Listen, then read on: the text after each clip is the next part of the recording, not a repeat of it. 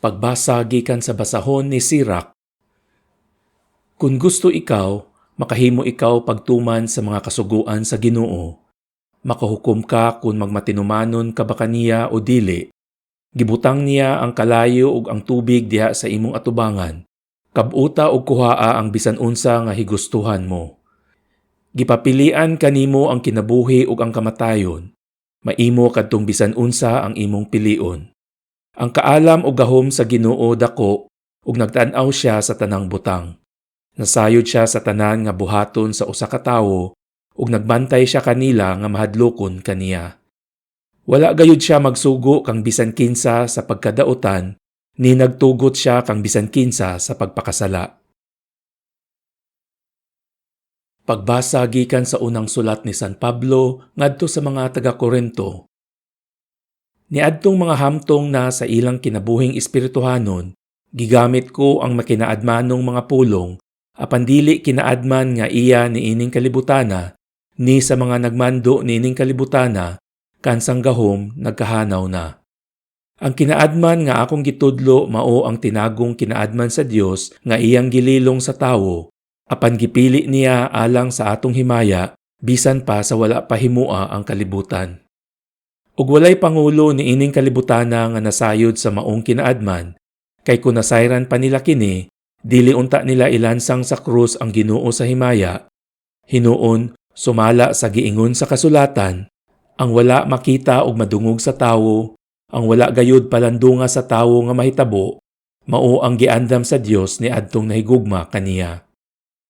Apan gipadayag kanato sa Dios ang iyang tinago pinaagi sa iyang espiritu. Ang espiritu nagsusi sa tanang mga butang, bisan pa niadtong labing natago sa mga katuyuan sa Dios. Pagbasa gikan sa Ebanghelyo sumala ni San Mateo.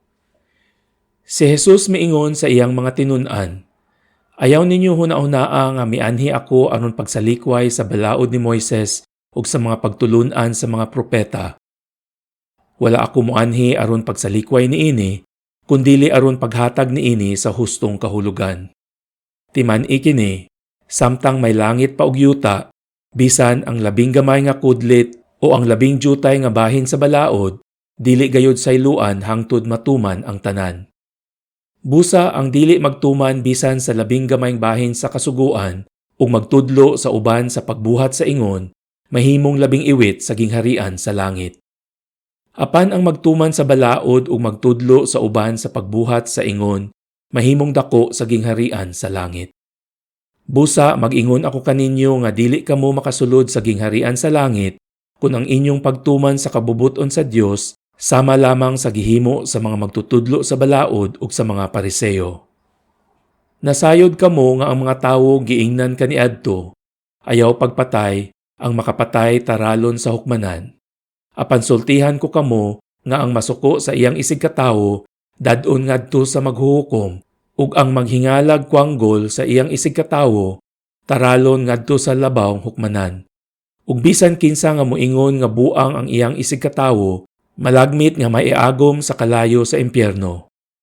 Busa inigdala na nimo sa imong halad sa Dios ngadto sa halaran ug didto mahinumduman mo nga nasilo kanimo ang imong isig katawo.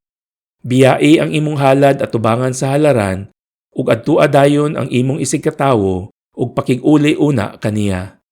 Unya, balik sa halaran, ug ihalad ang imong halad sa Dios. Kung may mukiha kanimo ug dadon kaniya sa hukmanan, pakighusay kaniya samtang may panahon pa ug wala pa kamo moabot didto.